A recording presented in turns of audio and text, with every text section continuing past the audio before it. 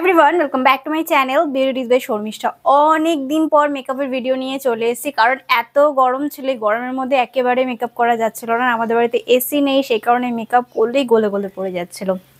সেই কারণে প্রায় 1 মাস মতো গ্যাপ হয়ে গেছে, আমি এখনো পর্যন্ত কোনো মেকআপের ভিডিও নিয়ে আসিনি।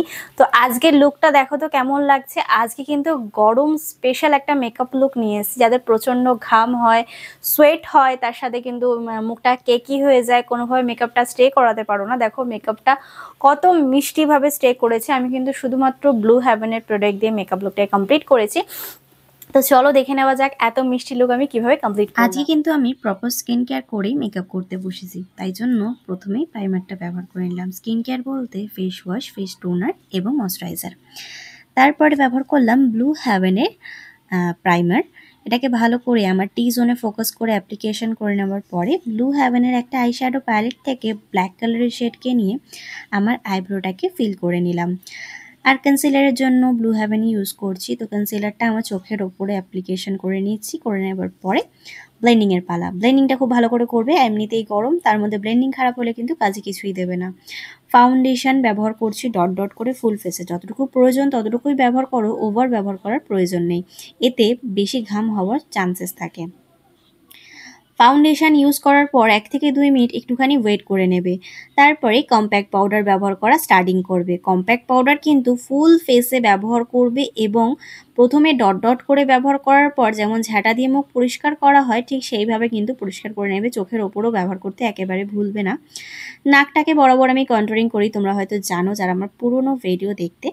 আমার নাকটা যেহেতু অনেকটা ছোট, একটু কন্ট্রোলিং করলে একটু হয়তো লম্বা লাগে, তোমরা চাইলে করতে পারো বা স্কিপও করতে পারো। ফেস কন্ট্রোলিং করছি, আর আজকে ফেস কন্ট্রোলিং এবং নাক কন্ট্রোলিং যেটা দিয়ে আমি করলাম, কন্ট্রোলিং পাউডারটা ছিল একটা আইশ্যাডো প্যালেট থেকে, কারণ আমার কাছে ব্লু হ্যাভেনে ফেস কন্ট্রোলিংয়ের কোনো কিট নেই, সেই কারণে আইশ্যাডো দিয়ে আমি আজকে ফেসটাকে ভালো করে কন্ট্রোলিং করে নিলাম।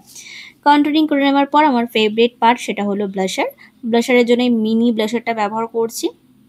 ব্লাশার সবসময় একটু ওপর দিকে উঠিয়ে ব্যবহার করার চেষ্টা করবে। হাইলাইটার একটা ছোট্ট ফ্যান ব্রাশ দিয়ে আমার হাই পয়েন্টগুলো ভালো করে হাইলাইট করে নিলাম।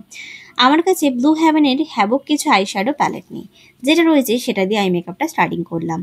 প্রথমেই নিলাম একটা বিচ কালার। নিয়ে নেওয়ার পরে আমার চোখে দেখো, চোখ বন্ধ করলে এবং খুললে যে লাইনটা ডিভাইড হয় ঠিক সেই লাইনটাতে আমি ইউজ করলাম। তারপরে ওই সেম প্যালেট থেকে আমি একটা হলুদ কালার নিয়েছিলাম, সেটা তারপরে ক্রিজ লাইনের ওপর থেকে ভালো করে অ্যাপ্লিকেশন করে ব্লেন্ডিং করলাম। তারপরে একটা ডার্ক চকলেট কালার নিয়েছি, সেটাকে কিন্তু আমার চোখের কোণার ওপর ইউজ করছি। দেখো একদম কোণার দিকে ইউজ করবে এবং ব্রাশটা সামনের দিকে হালকা হালকা করে টেনে নিয়ে যাবে, বেশি সামনে কিন্তু নিয়ে যাবে না। আজকের চোখের কাজলটা পরবো ঠিক এরমভাবে, মানে একটু বড় বড় টানা টানা করে। তার জন্য তোমাদের লাগবে হলো একটা কাজল, সেটা হলো আমাদেরকে ওয়াটার লাইনের ওপর কিন্তু ভালো করে কাজলটা পরে নেবে। পরে নেবার পর একটা লাইনার তোমাদেরকে লাগবে, সেটা হলো কাজলের নিচ থেকে একটা লম্বা মোটা লাইন ড্র করব। সামনের দিকটা সরু এবং পেছন দিকটা যাতে একটু মোটা থাকে লাইনারটা, সেইভাবে কিন্তু ড্র করব। ড্র করে নেওয়ার পর 1 থেকে 2 মিনিট একটু ওয়েট করে নেব। তারপরে যে কোনো প্যালেট থেকে একটা ব্ল্যাক কালারের শেডকে পিক করে নেবে। তোমাদের যে নিচে কাজল এবং লাইনারটা রয়েছে সেটাকে আস্তে আস্তে স্মোক আউট করবে এবং টানতে থাকবে, যতটা দূর তোমরা টানতে চাইছো বা যতটা লম্বা তোমরা চোখটাকে দেখাতে চাইছো। তারপরে আমি ওই সেম প্যালেট থেকে নিলাম একটা ব্রাউন কালার, নিয়ে আমার চোখের নিচে যে কাজলটা পরেছিলাম সেটা কিন্তু একটুখানি স্মোক আউট করে দিলাম। আর আজকে একটা ব্লু হেভেনের লিপস্টিকের শেড নিয়েছি, এটা শেড নাম্বার হলো 10102।